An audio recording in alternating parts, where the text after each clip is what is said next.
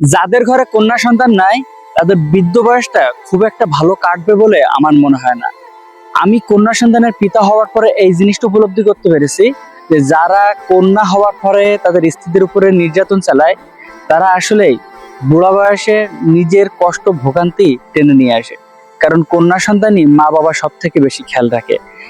আপনারা হয়তো অনেকে বলতে পারেন ছেলেরা কি রাখে না, ছেলেরাও অবশ্যই রাখে, কিন্তু মেয়েরা আলাদাভাবে একটু বেশি যত্নশীল হয়ে থাকে। দেখেন, এই যে বাসায় যাওয়ার পরে আমার একটা ছেলে এবং একটা মেয়ে, কিন্তু আমার ছেলেটা চায় ভালোবাসা আর আমার মেয়েটা চায় শুধুই আমাকে। তাহলে বুঝে নিয়েন, আমার বোনরা কিন্তু আমরা আমাদের মা বাবাদের দেখি, তারপরেও কিন্তু আমার বোনরা আসার পরে মা বাবাদের আলাদা একটা কেয়ার করে। আমার স্ত্রীও কিন্তু যখন সে বাবা বাড়ি যায় তখনও কিন্তু সেই বিষয়টাই একই।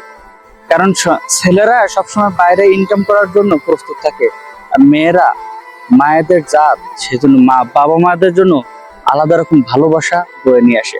তাই বলতে পারি যাদের ঘরে কন্যা সন্তান নাই তারা বড় পড়া কপাইলে। বলবো কন্যা সন্তানকে অবশ্যই শ্রদ্ধা সহকারে দেখবেন।